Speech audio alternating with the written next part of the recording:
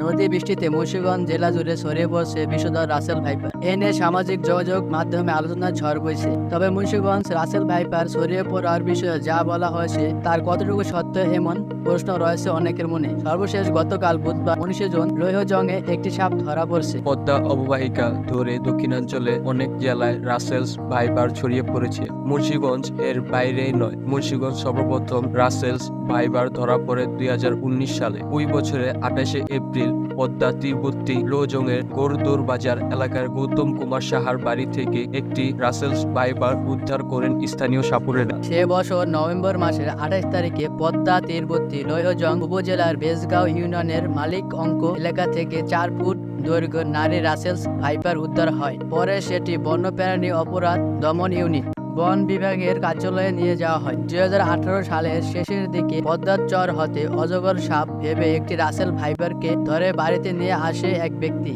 তারপর সেটির কামড়ে তিনি মারা যান। এটি জেলায় রাসেলস ভাইপার কামড়ে প্রথম মৃত্যু বলে ধরে নেওয়া হয়। 2020 সালে সদর উপজেলা মেঘনা নদীর তীরের বাংলা বাজার ইউনিয়নের সর্দারকান্দি গ্রামের আবুল হোসেনের মাছ ধরার চাইয়ে ধরা পড়ে রাসেলস ভাইপার। সে বছর 23 আগস্ট পদ্মা তীরবর্তী টঙ্গিবাড়ি উপজেলা পাঁচগাঁও ইউনিয়নের 10 গ্রামের রাসেল ঢালি নামে এক ব্যক্তি একটি রাসেলস ভাইপার সাপ আটক করে। ওই বছর 29 নভেম্বর আরও একটি রাসেলস ভাইপার সাপ আটক করে পদ্মা তীরবর্তী দিঘিরপাড় ইউনিয়নের মিতারা এলাকার অপবিশ্বাস। পরে সেটি চট্টগ্রামের ব্যানার সেন্টারে কর্মকর্তারা নিয়ে যায়। এরকম আপডেট নিউজ পেতে হলে চ্যানেলটি সাবস্ক্রাইব করে পাশে থাকুন।